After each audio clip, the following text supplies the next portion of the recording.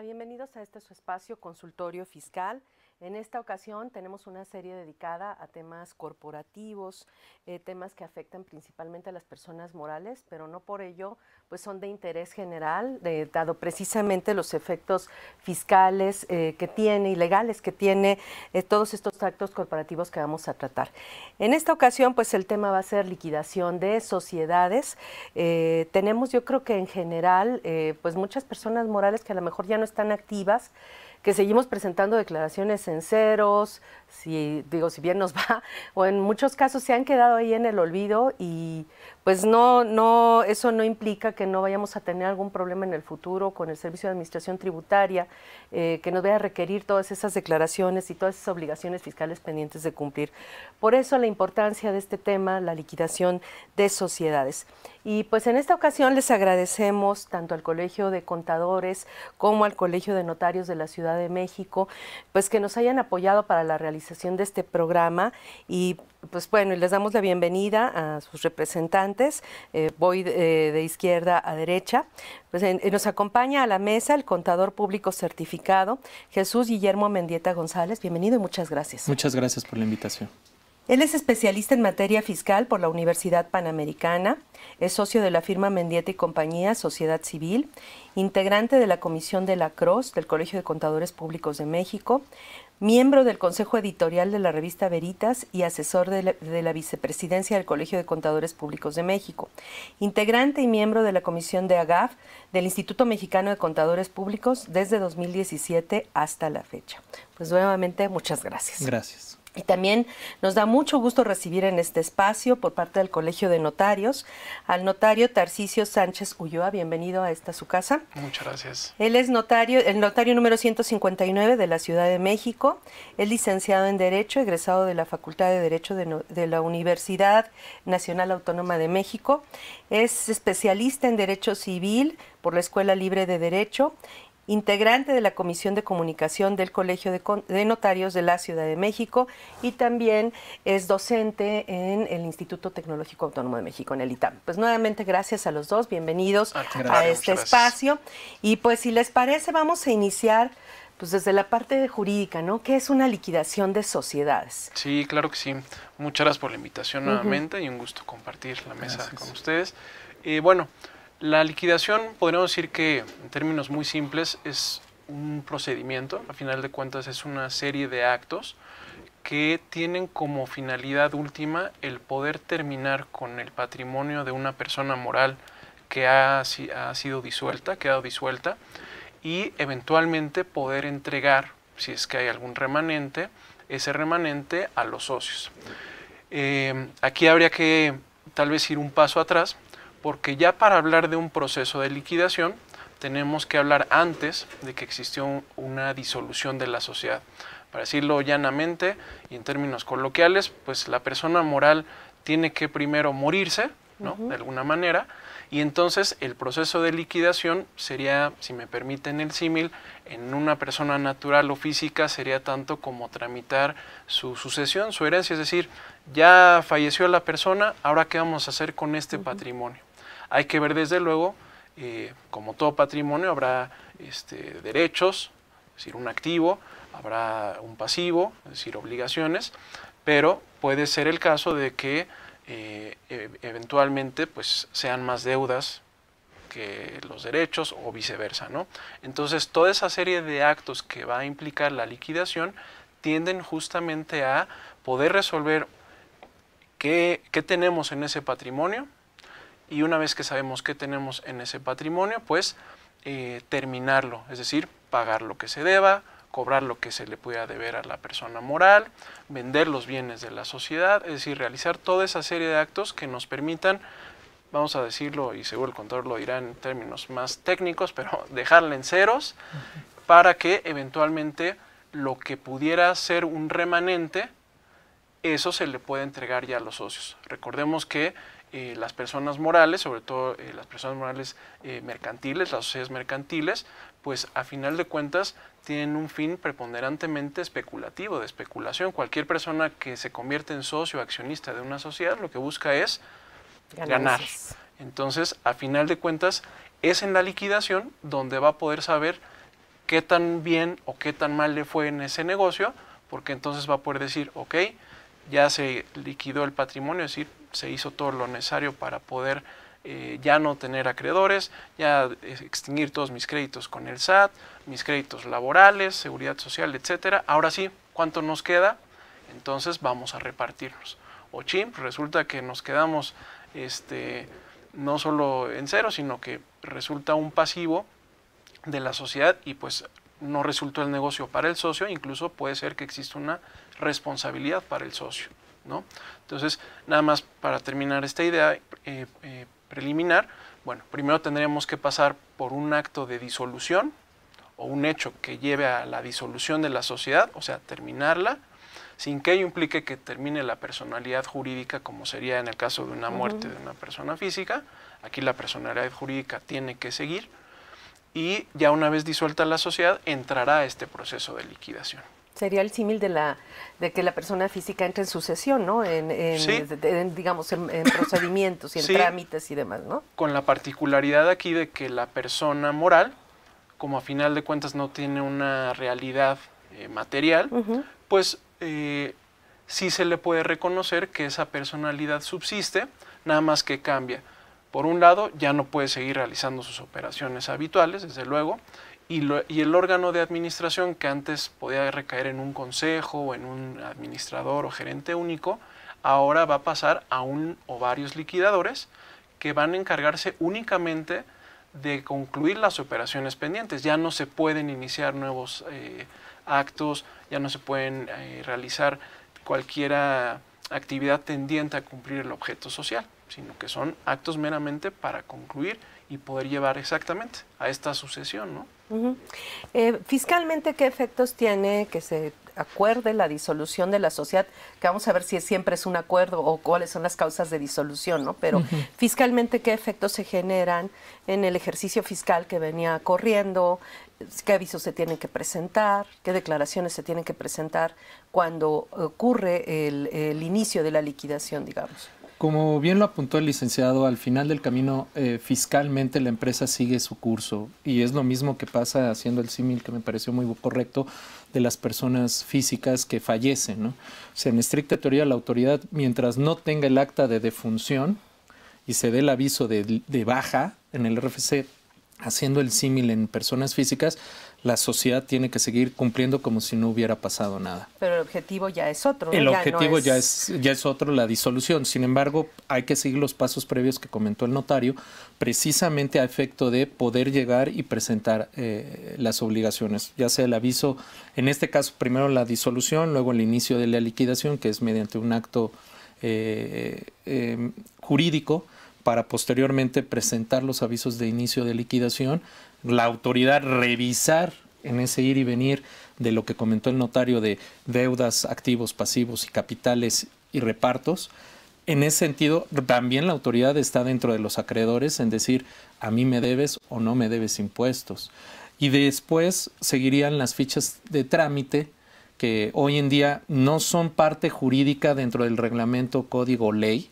Sin embargo, son los procesos que la misma autoridad fiscal lleva a cabo, que son las fichas de trámite, y en esas fichas de trámite está el revisar y el verificar que los CFDIs los CFDIs declarados concuerden con la presentación de los ingresos declarados en las declaraciones previas a la liquidación. Y mientras ese proceso de revisión por parte de las autoridades fiscales no concluya, la vida de la sociedad en materia fiscal sigue como si no hubiera pasado nada. No puede concluir la liquidación, no. Hasta en tanto no haya, digamos, o sea, que la autoridad fiscal no ponga no ponga pero alguno en es ese correcto. caso, ¿no? Y en ese sentido, pues seguirá presentando declaraciones de pagos provisionales mensuales. Que son pero ya en otra temática, porque ya ahí entran a otra mecánica de pagos provisionales, declaraciones anuales, etcétera, Sí, en ese sentido, y para no adelantarnos unos pasos que creo que es importante tomarlos, nada más para adelantar, si hay una declaración por liquidación, pero mientras no se concrete la liquidación per se o la baja por parte de las autoridades fiscales, nosotros tenemos que seguir presentando, digamos, provisionales a cuenta de la declaración final de liquidación. Sí, aunque estas serían en ceros, porque evidentemente, como comentó el licenciado, pues ya no tienen acto mercantil que seguir. Pero pueden estar vendiendo los activos que quedaron, ¿no? Pueden estar vendiendo los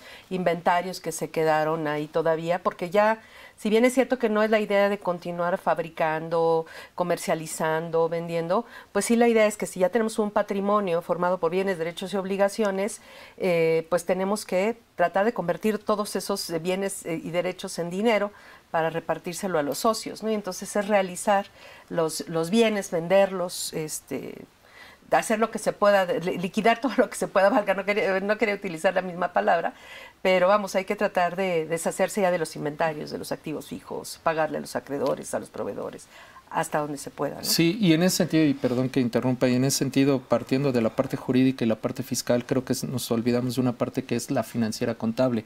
Justamente lo que acabas de mencionar es previo a un tema fiscal y derivado de, o uno de los supuestos que seguramente el licenciado comentará más adelante, es, oye, no hay negocio en marcha, que es uno de los una de las postulados de las normas de información financiera, antes principios de contabilidad, y en ese sentido, la parte financiera contable es la que nos daría la pauta de seguir llevando a cabo la venta o la venta de los activos o del inventario o de cualquier otro bien mueble que se vuelva líquido para poder hacer frente a los derechos y obligaciones que la empresa tenga, previo, a lo mejor, o con motivo de a una disolución y posteriormente a la liquidación de una sociedad en materia, a la baja en el RFC a la cancelación del y la RFC. cancelación del RFC en materia fiscal. Porque si yo vendo bienes y los facturo, pues entonces todavía sigo haciendo ingresos, probablemente, ¿no? Con ganancia o pérdida en la venta, dependiendo, ¿no? Pero hay operaciones, las últimas, digamos, y en ese sentido, pues obviamente mientras sigamos haciendo esos procesos, fiscalmente no estaríamos, pues no, la autoridad no nos podría decir efectivamente ya no tienes nada que. Puede haber algún ingreso, algunas deducciones todavía que declarar en la declaración o de las pérdidas simplemente. ¿no? Ajá. En este caso, entonces, se acuerda la disolución, corta el ejercicio anticipadamente, tanto mercantil como fiscalmente. Hay un corte, un cierre anticipado del ejercicio que venía en curso, dado que se acabó el negocio en marcha. Y entonces se presenta el aviso de disolución al RFC y la sociedad entra en liquidación. Y ahí se abre el ejercicio de liquidación, ¿no? Que puede durar años. Pues sí, digo, no sé. Sí, tal cual. Ahí, bueno, nada más para, ya lo apuntaba maestra, efectivamente puede ser que la disolución ocurra por un acuerdo de la sociedad, ¿no? Es decir, todos los socios deciden terminarla por la razón que sea, ya no funciona el negocio, ya nos caemos gordos, o simplemente decidimos, ¿no? Pero bueno, también la ley prevé algunas otras causas. Por ejemplo, recordemos que uno de los elementos esenciales en cualquier estatuto de una sociedad mercantil es su duración, que aunque actualmente la ley ya permite que haya una duración indefinida, que bueno, tal vez cabría preguntar si eso es una duración, pero bueno, ya es otro tema. Pero a final de cuentas, antes era muy usual que en los estatutos sociales se estableciera una duración. A veces esa duración dependía de lo que los socios consideraban que les iba a tomar pues tener éxito en la sociedad, o a veces decían, pues quién sabe cuánto nos tome, pues póngale notario 100 años, 99 años, se hizo una costumbre, ¿no? Regla, un uso, la de 99 años, pues ¿por qué no 100? Pues 99. A veces hasta era por cuestiones mecánicas de que las máquinas no lo permitían y demás, en fin.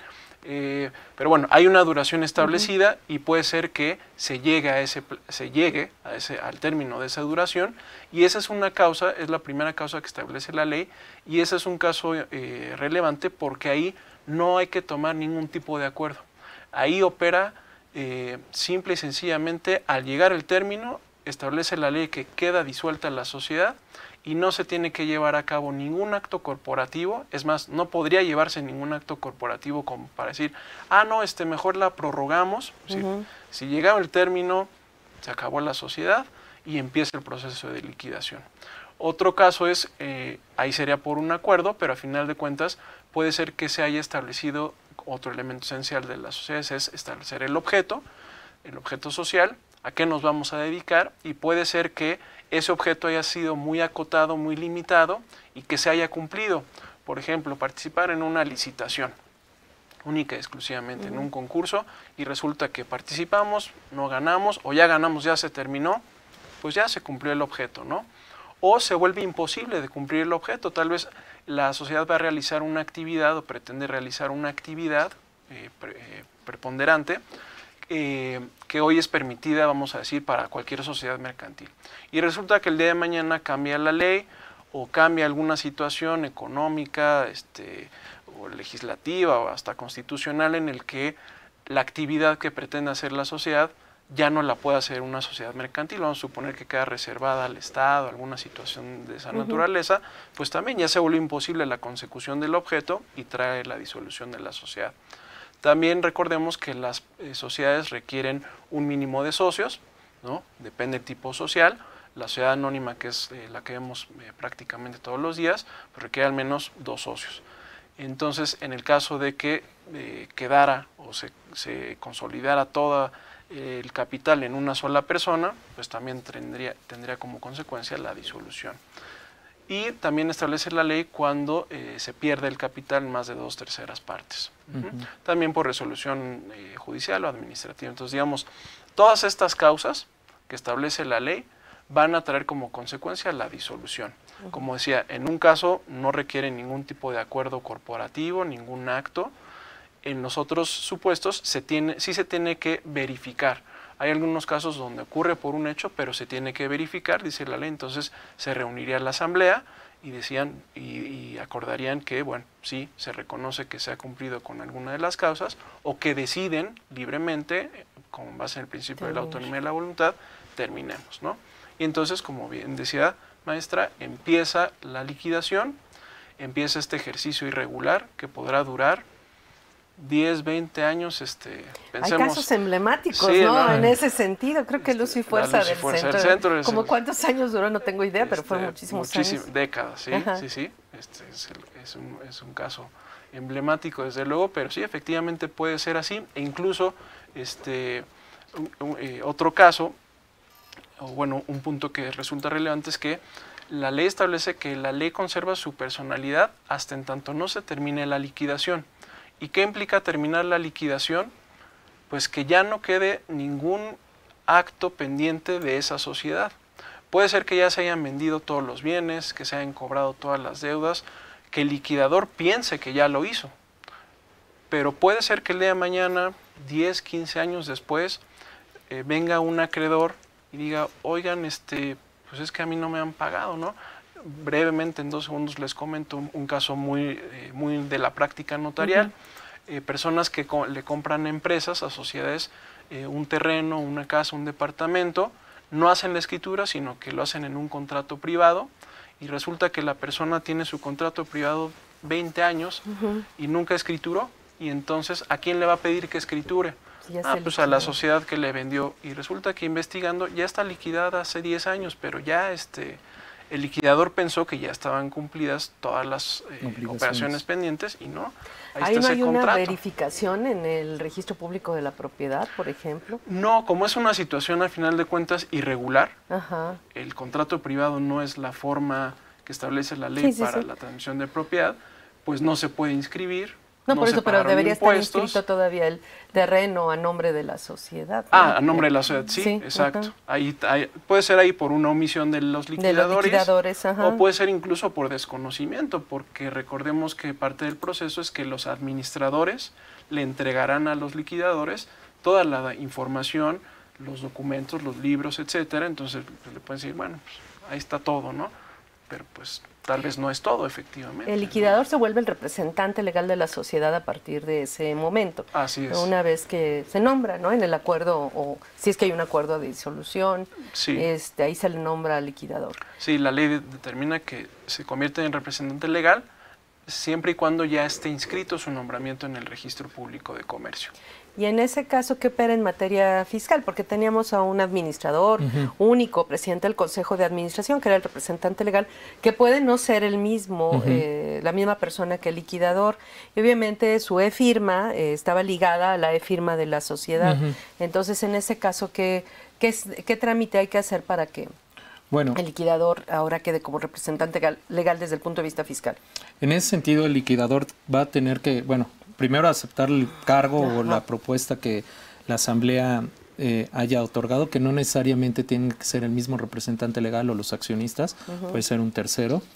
Y por otro lado, ese liquidador tendrá que tener el cumplimiento de sus obligaciones fiscales como si fuera un representante legal, porque al final del camino es un responsable solidario durante el tiempo que haya con terceros, incluidos el SAT, y a lo mejor en el caso hipotético que estaba comentando el licenciado, pues también él es responsable.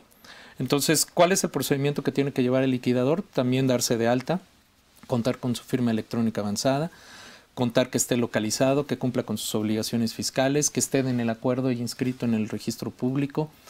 Y pues evidentemente pues es el responsable de aquí en adelante, al menos en materia fiscal, de los últimos 5 años, ¿no? Y liga su firma a la de la sociedad, Sí, ¿no? claro, porque al final del camino ese liquidador va a quedar en sucesión de los accionistas y del representante legal en su momento.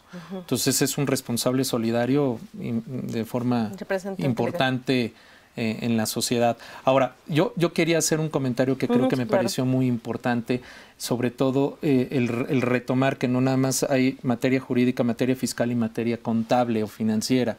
Respecto al tema que comentaban de, oye, se vendió un terreno y estaba en el activo, ahí es donde tiene la relevancia o la importancia de los libros contables para que estuviera ese activo y debió haber estado registrado si en algún momento se vendió ese terreno, ¿no? Contablemente aparentemente estaba registrado. El problema fue que nunca se siguió el trámite ante el registro público de la propiedad, ¿no? Exacto. Ahí también lo que sucede es que puede ser, y lo más común es eso, que no se hayan pagado los impuestos. Es decir, porque decían, pues es que ahorita estamos vendiendo en contratos privados, la preventa, aprovechen, no sé qué, y tal vez sí la sociedad registró esos ingresos, pero quién sabe cómo pagó los impuestos, o pensemos que sí los pagó, pero ahora que vienen a firmar la escritura, pues el notario tiene que de alguna manera decir, bueno, ¿los pagaste o no los pagaste? Demuéstrame. ¿Cómo? En fin, se genera ahí una serie de problemas porque ahora además la forma de acreditar el costo en un inmueble pues es el CFDI, ¿no? Y cuando enajena una persona moral, es la persona moral la que tiene que emitir el CFDI. Entonces resulta que me viniste hace 30 años en contrato privado y ahora necesito que me emitas el CFDI. Uy, no, pues no existía en esa época. Si tienes suerte de encontrar al liquidador, ya lo hiciste. Además, ¿no? Dependiendo de la antigüedad de la operación, pero ¿qué fue antes de 2014? No existía la obligación de emitir CFDI por la enajenación. Era la pura escritura. Y si no había escritura, pues entonces no había comprobante de la enajenación, ¿no? Así es, exactamente. Entonces sí, sí puede, efectivamente, todo el tema de la contabilidad tal vez sí se llevaba, pero este tipo de obligaciones que tal vez sean obligaciones meramente de hacer, es decir, firmar la escritura, a veces sí están ligados a algún otro tipo de obligaciones de carácter fiscal y puede ser eso que traiga como consecuencia, seguramente el contador lo podrá explicar mucho mejor, pues no sé, una presentación complementaria, es decir, partimos de que la liquidación tiene como fundamento un balance final de liquidación y es el pilar para poder decir, este es el balance final, lo hace el liquidador y lo van a aprobar los socios o accionistas. Entonces, resulta que el día de mañana hay una operación, hay un ingreso, hay un pasivo, lo que sea, que no se incluyó en ese balance, ya decíamos, por omisión, tal vez por negligencia, por lo que sea, no se hizo, y entonces ahí contablemente pues y fiscalmente traerá también otro tipo de consecuencias que prácticamente me imagino son complejas, ¿no? Ahora, una forma de evitar eso, bueno, el legislador creó lo que es ahora el sistema de publicaciones mercantiles que administra la Secretaría de Economía, que antes se publicaban estos avisos pues en el periódico oficial o y se hacían publicaciones ya ya llegué a un acuerdo de disolución, ya estoy en liquidación, y bueno, y cuando ya llegaban al balance final de liquidación se tenía que publicar 3 veces, ¿no? Cada 10 días, o no, si no mal recuerdo. Esto sigue operando, pero ahora a través de un portal de la Secretaría de Economía, ¿no? Sí, es correcto. Actualmente existe, coordinado por la Secretaría de Economía, un portal que es exclusivamente para las publicaciones de las sociedades mercantiles. En términos del artículo 50 del Código de Comercio, toda publicación de cualquier sociedad mercantil, cualquiera que ordene la ley o los estatutos, se tiene que hacer en este sistema. Ahí la ley establecía ciertas distinciones en función de la sociedad, como bien comentaba maestra, y muy bien lo recuerda. En materia de sociedades por acciones, sociedad anónima o comandita por acciones, la ley establecía 3 publicaciones con intervalos de 10 días. A partir de la reforma en la que se incorporó justamente este sistema, ya únicamente mandata una sola publicación. Ahí la verdad es que el legislador cometió una falla en la manera en la que está redactada la ley en esa materia, pero pareciera que ya nada más se habla de una publicación, aunque podríamos considerar que en estas sociedades por acciones se hiciera una publicación para el tema de la asamblea que va a aprobar la liquidación, y otro ya con el balance final de liquidación una vez que fue aprobado, y en las otros tipos de sociedades igual basta una publicación. Para dejarlo en términos muy simples, bastaría hoy una publicación en este sistema electrónico en el que se dé a conocer justamente este balance final de liquidación, para que precisamente cualquier persona que tuviera un interés diga, oigan, no me están incluyendo, ¿no? Hasta el SAT, ¿no? Desde luego, en primerísimo lugar el SAT. El SAT de y los el Seguro Social. trabajadores, todos. Así es. Entonces, ese es un paso que es información pública. Ahí está toda la información disponible para el público en general. Basta entrar, creo que nada más aparecen las últimas 30 publicaciones o algo por el estilo, pero pues siempre es importante entrar, sobre todo para ver a proveedores, acreedores, en qué situación corporativa se encuentran, si hay algún aviso de esto raro en este sentido entre el sistema de publicaciones mercantiles de la Secretaría de Economía, ¿no? En este caso, para efectos fiscales se habla mucho ahora del tema de cuando las operaciones se considera que dan prueba plena, ¿no? Que son firmes y que no hay duda de que se realizaron. Este tipo de publicaciones, además, para los terceros, pues y para el SAT también da prueba de que ocurrieron estos actos jurídicos de acuerdo a las leyes. No nada más en el tema de liquidación de sociedades, sino en otros temas, decreto de dividendos, en fin, toda una serie de cosas que se publican en la Secretaría de Economía, ¿no? Entonces es muy importante, bueno, tenemos que hacerlo, pero es muy importante cumplir con estas publicaciones, ¿no? Sí, es correcto, y eso forma parte de la liquidación en materia contable y fiscal, eso forma parte de los libros para el caso del liquidador, pues, tenerlos, porque los tiene que conservar para efectos del SAT por lo menos en los últimos 5 años, ¿no? O sea, tenemos que seguir guardando nuestro expediente con todas las publicaciones, con todos los actos jurídicos que se llevaron a cabo previo a la liquidación o disolución, llevar los asientos contables, los registros contables. Yo creo que eso es algo muy importante, sobre todo para nosotros en la profesión, tener todos los registros contables, todas las balanzas, todos los estados de cuenta, todos los estados financieros, y llevar las declaraciones anuales y pagos provisionales. Y validar que este tipo de actos corporativos cumplan con todas las obligaciones formales, como son los avisos en su caso, ¿no? Que te digo, bueno, en este caso, ¿qué efectos tiene no avisar al sistema de publicaciones mercantiles de la Secretaría de Economía? ¿Quién cumple con esta obligación? ¿Lo hace el fedatario? ¿Lo hace el contribuyente? ¿La persona que entra en liquidación? ¿El liquidador? ¿Quién cumple con esta obligación? Pero vamos a quedarnos con estas preguntas y vamos a la pausa en este momento, y para no cortar con este tema, y regresando lo vemos. Con todo gusto.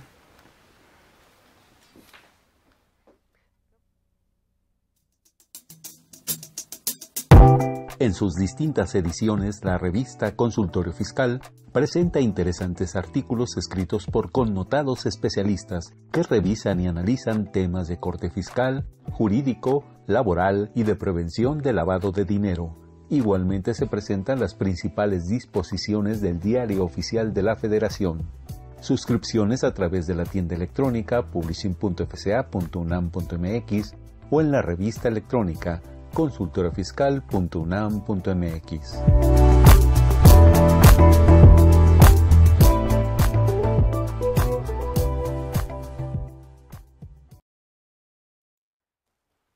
Pues ya estamos de regreso y nos quedamos con algunas preguntas antes de ir a la pausa. Decíamos que, bueno, se lleva a cabo en su caso el acuerdo de disolución, termina anticipadamente el ejercicio desde el punto social y desde el punto de vista fiscal. Se abre un nuevo ejercicio, que es el ejercicio de liquidación, que puede durar años. Pero en este caso hay que, bueno, aparte de realizar las actas de asamblea, que en su caso correspondan, hacer el nombramiento del liquidador o síndico, y que es el que va a ser el representante legal a partir de ese momento, hacer los trámites fiscales para tal efecto. Veíamos que además hay que dar aviso al portal de la Secretaría de Economía de algunos temas que giran en torno a la liquidación. ¿Qué avisos se presentan y cuáles son los efectos de no hacerlo, por favor? Sí, cómo no.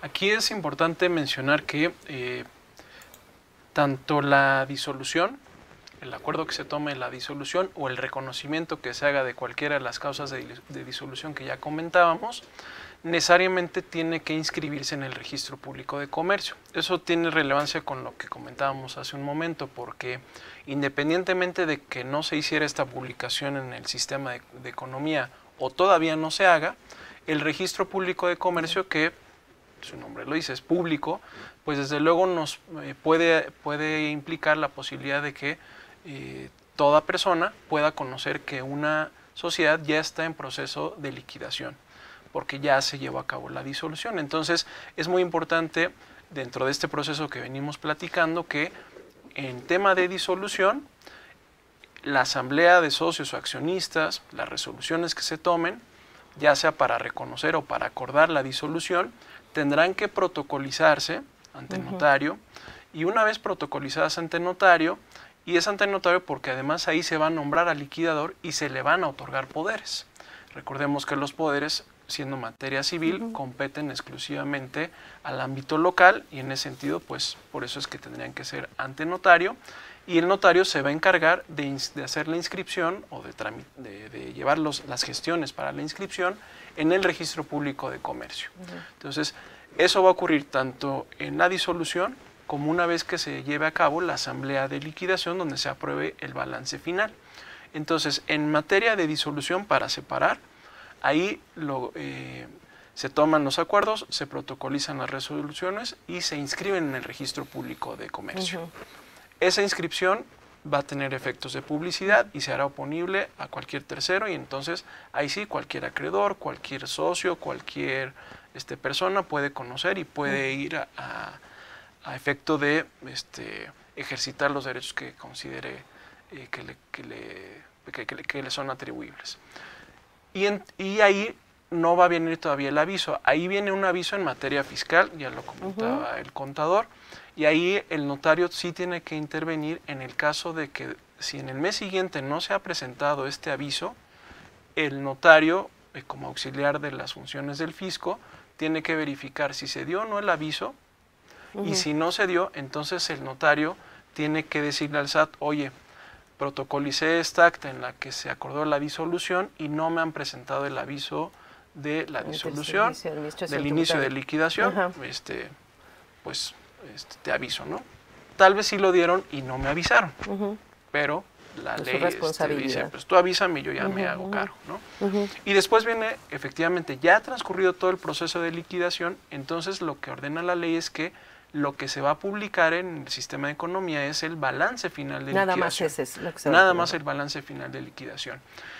Y viene después lo mismo, protocolizar ante notario la resolución correspondiente donde se apruebe el balance final de liquidación, y ahí lo que va a ocurrir es que si el notario no tiene o no se le acredita al notario que se hizo esta publicación, pues no va a poder protocolizar el acta, y desde luego vamos a suponer que la protocolice porque dicen, bueno, pues luego lo publicamos, o por alguna causa se hiciera, que no es desde luego cómo se procede, pero por alguna razón que así sucediera, tampoco se va a poder inscribir en el Registro Público de Comercio.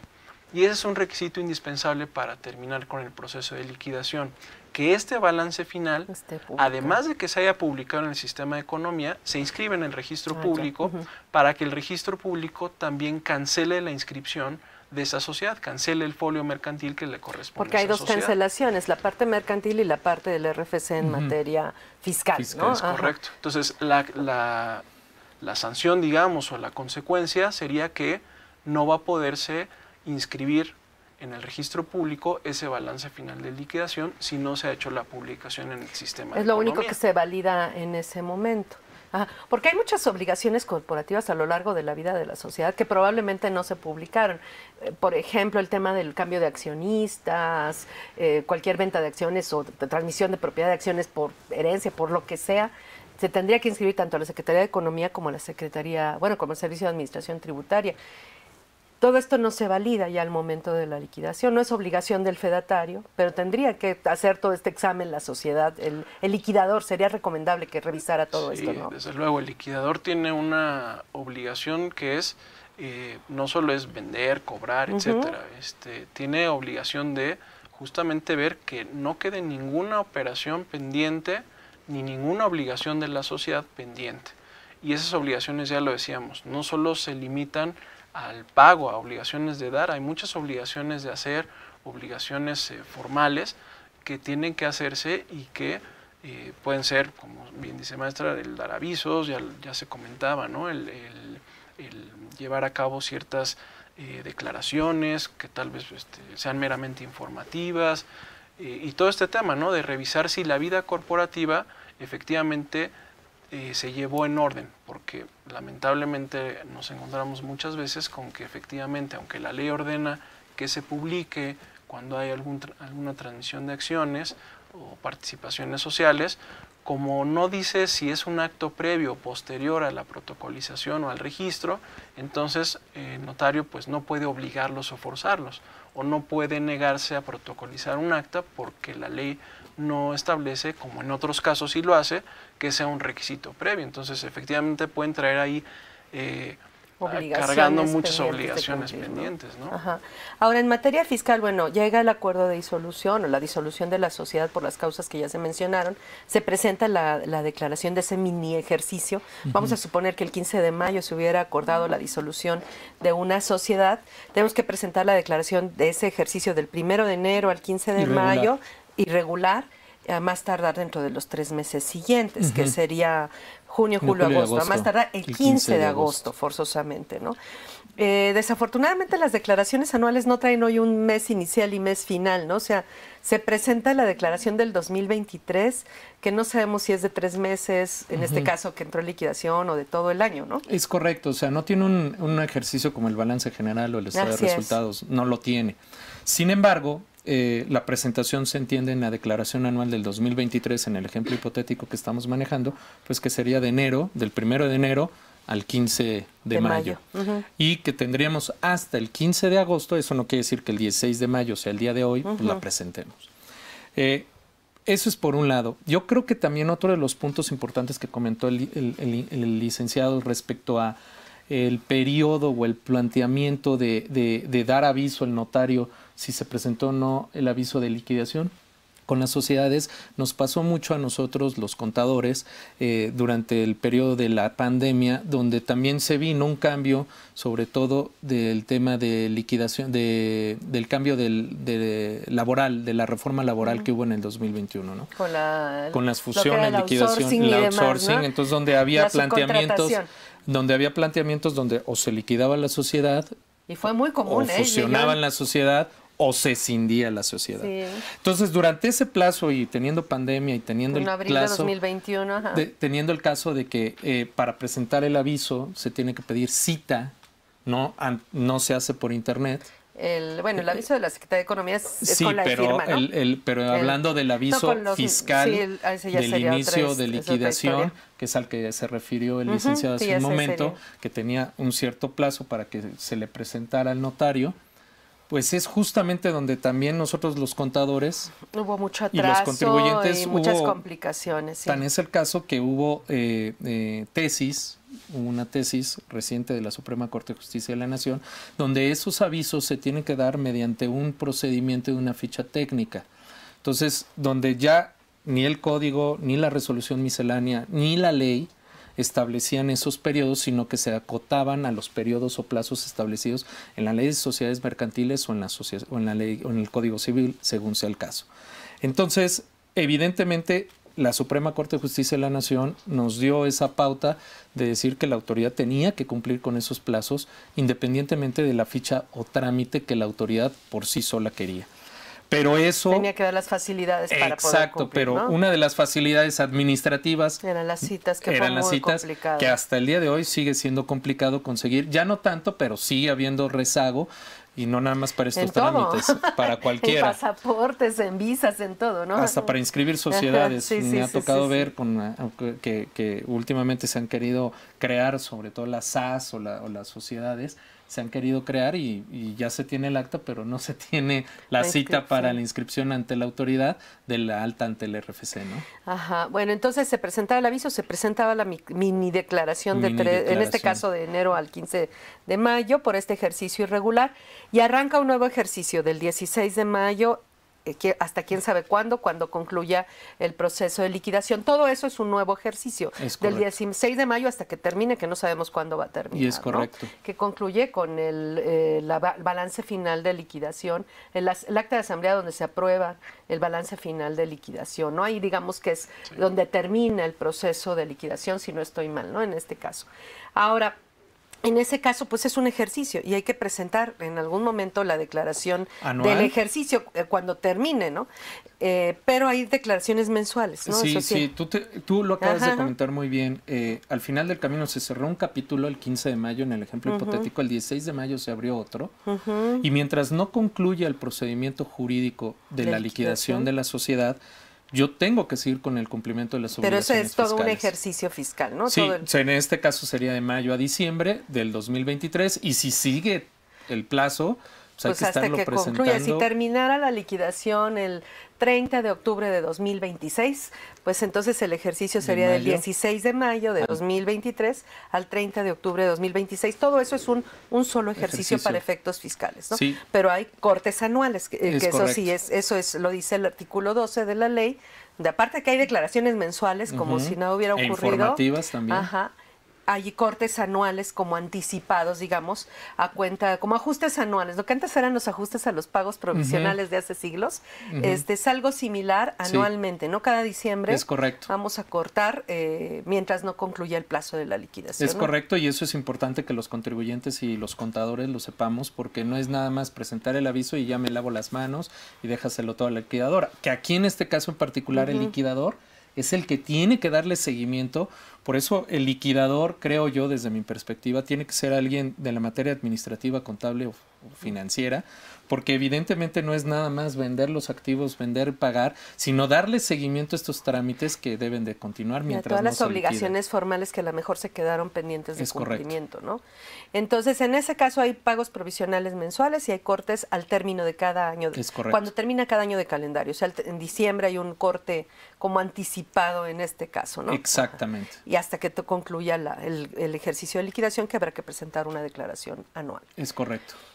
Ahora, los accionistas están esperando que cuando termine la liquidación algo quede en caja, en bancos, para que les den a ellos, pues por las acciones que cada uno tenga en la parte proporcional que corresponda. ¿Esto sería después del balance final de liquidación o se pueden hacer anticipos a cuenta de esta liquidación del haber social que le corresponde a cada uno de ellos? Bueno, efectivamente, digamos que la regla general y lo que el procedimiento, digamos, de la liquidación a eso tiende, a que eventualmente ya una vez que sepamos qué quedó, entonces ya se pueda repartir. Y a final de cuentas es el liquidador o los liquidadores los que van a proponerle a los accionistas la forma de repartir. Sobre todo, bueno, en materia de sociedad anónima, pues se hace este proyecto y son los accionistas los que tendrán que aprobarlo. En otro tipo de sociedades, la ley da ciertas pautas en materia de sociedad responsable limitada o en nombre colectivo, nos da algunas pautas en función del tipo de bienes que pudiera haber, pero bueno, a final de cuentas, todo va a estar sujeto al acuerdo de los socios. Recordemos que la ley suprema en este caso es la voluntad de los socios. parte todo de lo que el liquidador propone, ¿no? Y puede suceder que los socios no se pongan de acuerdo, ¿no? Puede ser que lo que haya sobrado o lo que proponga el liquidador es, oigan, pues lo que hay son unos bienes muebles o bienes inmuebles que no se han podido realizar, yo propongo que se repartan de esa manera, ¿no? No, pues no nos ponemos de acuerdo, entonces ahí el liquidador puede eventualmente tomar ciertas decisiones, ¿no? Lo idóneo, desde luego, es que se haga todo, se convierta todo en líquido, ¿no? En dinero, para que se pueda repartir en proporción a lo que a cada uno le corresponde, y desde luego que hubiera utilidades, ¿no? Eso sería lo ideal, no solo lo que aporté, sino pues yo quería ganar cuanto me toca. Pero bueno, adicionalmente, efectivamente, la ley de sociedades mercantiles sí permite que eventualmente, si algún socio solicita o pide que se le vaya dando alguna de esta porción que le pudiera llegar a corresponder, el liquidador puede hacer o puede presentar una propuesta para hacer una distribución provisional. Lo que sucede ahí es que eventualmente va a quedar sujeto a lo que tengamos al final de la liquidación. Entonces, no es una práctica muy común y no es, yo diría, idónea, en el sentido de que no sabemos todavía bien a bien qué va a haber. Puede ser que porque se haya manejado impecablemente la contabilidad, esté todo fiscalmente en orden, etcétera, y que sepamos que estamos ya en el último proceso de la liquidación, o que nos va a llevar un tiempo determinado porque estamos esperando, voy a decir algo, la venta de un inmueble, por ejemplo, y nada más. Bueno, entonces en ese caso sí se podría hacer esta propuesta, y desde luego en ningún caso sin perjudicar a los acreedores, ¿no? Esto se publica también en el portal de la Secretaría de Economía, este acuerdo de distribución parcial Lo que se publica y lo que mandata la ley para el liquidador es publicar el balance final, de la liquidación, porque ese es el que se va a inscribir en el registro. Este simplemente es una propuesta de hacer una distribución provisional. Exacto. Así es. Ahora, en este caso, en el caso, digamos, fiscal, pues hay un reparto de todo lo que queda, ¿no? Obviamente ese sería ya el final, con el balance final de liquidación. Vamos a suponer que no hubo anticipos, termina ya se acordó el balance final de liquidación. Ahí los tiempos luego se complican, ¿no? Porque se supone que con el balance final de liquidación ya termina la vida de la sociedad y entonces procede la cancelación del Registro Federal de Contribuyentes, pero en el ínter hay que presentar la declaración, la última declaración del ejercicio de liquidación, que duró hasta 2026 en nuestro ejemplo, y en el ínter hay que pagarle el dinero a los accionistas, lo que quedó, y hay que cancelar cuentas bancarias. O sea, todo es un proceso que se empata y se estorba uno con un paso con otro por las fechas, pero bueno, ahí está, ¿no? Sí, complejo. Entonces, sí es complejo, pero hay que hacer todo eso. Ahora, lo que decía, bueno, los accionistas esperan ganar, ¿no? Entonces se les va a dar una cantidad que dice, pues esto fue lo que quedó, y a lo mejor sí fue sustancial y sí lleva implícito ganancias y demás. En materia fiscal hay un cálculo final del impuesto en la liquidación de sociedades, ¿no? Sí, dependiendo. Digo, ya hablando del punto de vista del accionista, aparte de la declaración anual, ¿no? Sí, claro, y además, pues evidentemente ese es lo que se reparta, que sería el capital de la sociedad que se aportó en su momento, ¿no? Ya después de haber pagado todos los pasivos, haber liquidado o vuelto líquido todos los activos, haber concluido todo este procedimiento y queda un remanente en el capital, evidentemente ese remanente podría o no causar un impuesto dependiendo de la situación de donde provenga, porque pues al final del camino sería la devolución del capital, y si hubiera utilidades, o sea, el capital fue de 50 pesos y hubo utilidades y el total de la masa es de 100 y esos otros 50 son utilidades, el capital es el que no causa un impuesto, el que causa el impuesto sería la utilidad. Entonces se le consideraría o se le daría el tratamiento como de un dividendo. Ahí utilidad distribuida. Ahí lo único que tendríamos que ver es desde dónde viene, por efectos del previo a 14 retención o no retención, posterior, ¿no? al 14. Entonces, evidentemente también la parte contable en paralelo a la parte jurídica, también nosotros los contadores tenemos que llevar, independientemente de la parte fiscal, la parte financiera con base en normas de información financiera y el cumplimiento de estas para entonces llegar al cálculo de lo que usted acaba de comentar. Entonces, en ese caso, vamos a repartir el capital contable, lo que queda del capital contable, ¿no? Que en teoría, pues lo ideal sería que fuera puro dinero ya, ¿no? O lo que se haya acordado. Pero bueno, a final de cuentas, lo que aportaron, pues está libre de impuesto, porque cuando ellos lo ahorraron para aportarlo a la sociedad, pagó impuesto por salarios o por honorarios. Sabrá Dios de dónde venga, ya pagó en teoría impuesto, ¿no? Y bueno, ahí hay un referente para efectos de determinar cuánto valen las aportaciones de los socios actualmente desde el punto de vista fiscal, ¿no? Que es la cuenta de capital de aportación, ¿no? En este caso, la cuenta de capital de aportación actualizado. Ahí se lleva todo lo que aportaron los socios actualizado al día de la liquidación. Entonces, todo lo que salga de ahí no va a pagar impuesto porque en teoría, pues es su dinero actualizado. Es correcto. Convertido a pesos de hoy, a pesos de la fecha de la liquidación, ¿no? Y todo lo que se le dé por arriba de es utilidad. Se le consideraría como una utilidad. Y en ese caso, esas utilidades puede ser que hayan pagado o no hayan pagado impuesto, porque puede ser que ya hubiesen pagado el impuesto y estén guardadas en la sociedad, o puede ser que no hubiesen pagado el impuesto. En ese caso, nuestro referente, ¿cuál sería para ver si ya pagaron o no pagaron impuesto? Bueno, esas utilidades por parte de la empresa. Evidentemente serían las declaraciones anuales, el cálculo de la CUFIN, que es la cuenta de utilidad fiscal neta, la CUCA, que es la actualización del capital aportado, y evidentemente las pérdidas presentadas en ejercicios anteriores durante la declaración anual, porque para determinar la cuenta de utilidad fiscal también hay que restar las pérdidas fiscales que se tuvieran en años anteriores. Entonces se netean para efectos contables, y los que nos van a escuchar seguramente lo entenderán, y lo que reste serían las utilidades, que ahí recordemos que hay una disposición de ley en la reforma fiscal del 2014 que determinó que las CUFINES o las cuentas de utilidad fiscal netas provenientes de ejercicios anteriores al 2014 no pagan una retención del 10%, y las posteriores a 2014 en adelante pagarían una retención del 10%, lo cual implicaría también que para efectos del liquidador, al momento de presentar la baja ante el RFC, pues tendría que determinar o declarar si primero tiene que pagar todo esto, ese 10% que lo paga la empresa. Se lo retiene a los accionistas. Se lo retiene y lo entera por cuenta y orden de ellos, y que no sería acreditable para los accionistas. Eso sería para los accionistas, pero aparte, pues las utilidades que no hayan pagado impuesto, pues bueno, la empresa como adeudo de la empresa, pues debe el 30% de ISR corporativo, ¿no? Sí, que ahí lo que jugaría o debió haber jugado durante tiempo antes de la disolución y de la situación fiscal y contable de la empresa es haber utilizado las pérdidas o utilidades y haberlas pagado en su momento. Pero si no lo hicieron y están retirando todo ahorita, ahorita, es el momento que debiera ser. Si no provienen de la cuenta de utilidad fiscal neta. Exacto.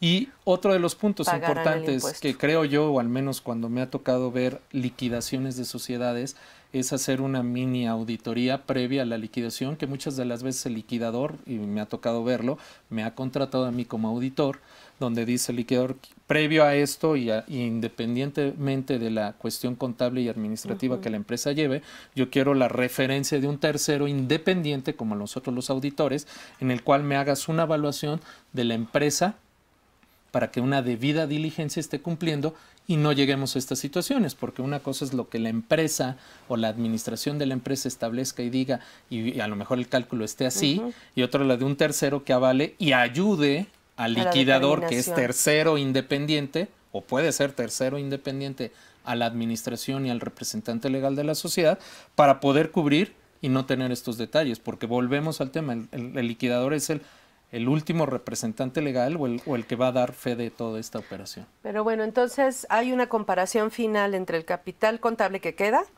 lo que quedó, contra las cuentas que se han estado llevando para efectos fiscales, que son como símiles desde el punto de vista fiscal, pero así como tenemos un capital contable, desde el lado fiscal, así como tenemos en el capital contable el capital social, acá tenemos la cuenta de capital de aportación, son las aportaciones de los socios, y así como tenemos utilidades menos pérdidas acumuladas en materia contable, del lado fiscal tenemos la cuenta de utilidad fiscal neta, nada más que las utilidades que están en esta cuenta son única y exclusivamente las que ya pagaron impuestos. Es correcto. Entonces, las utilidades que se van a repartir en el último instante de vida de la sociedad, hay que ver qué ya pagó impuesto por parte de la empresa o qué no ha pagado impuesto por parte de la empresa. Y eso nos ayuda muchísimo a nosotros los contadores, una parte que se llama conciliación contable fiscal, para poder dividir justamente estas cuentas que son algunas financieras y otras fiscales y netearlas y llegar al resultado final y este resultado final determinar si ya pagó o no impuestos para entonces por concluir parte de la esta empresa. Sí, claro, El por parte de la impuesto empresa corporativo. o La también retención. la Ajá. retención, y también otro punto importante que ya tocaste, y suponiendo sin conceder que así fuera, y lo que le va a tocar al accionista sí, a los accionistas de la empresa, pues eso también lo tienen que declarar en su declaración anual. Es Los obligatoria, la accionistas, parte claro. que sea utilidad únicamente, ¿no? Sí, la utilidad y también en su caso el reembolso del capital, porque eso sería en la La declaración parte de utilidad informativa. que vaya dentro del reembolso de capital. Pero entonces digamos que todas las utilidades contables en el último instante de vida de la sociedad quedan sujetas a la verificación de si ya pagaron el impuesto corporativo al 30% por parte de la persona moral. Es correcto. No se muere una sociedad si no se verifica que todas las utilidades que se están distribuyendo hayan pagado este 30% de impuesto corporativo. Porque volvemos al tema de que al final del camino el SAT es un acreedor más dentro de la lista que, como el licenciado comentó, tiene que pagarse o liquidarse para que no quede ninguna deuda o ningún cabo suelto, o queden cabos sueltos sobre esta operación en particular. Así es. Entonces es bien importante tener todas las obligaciones formales, las cuentas fiscales, las obligaciones de informar al servicio del portal de la Secretaría de Economía, en fin, todo lo que haya que hacer. El liquidador es importante que haga su lista y valide que todos las obligaciones formales y de pago se hayan cumplido, ¿no? Y rápido, un tema del caso de la vida real.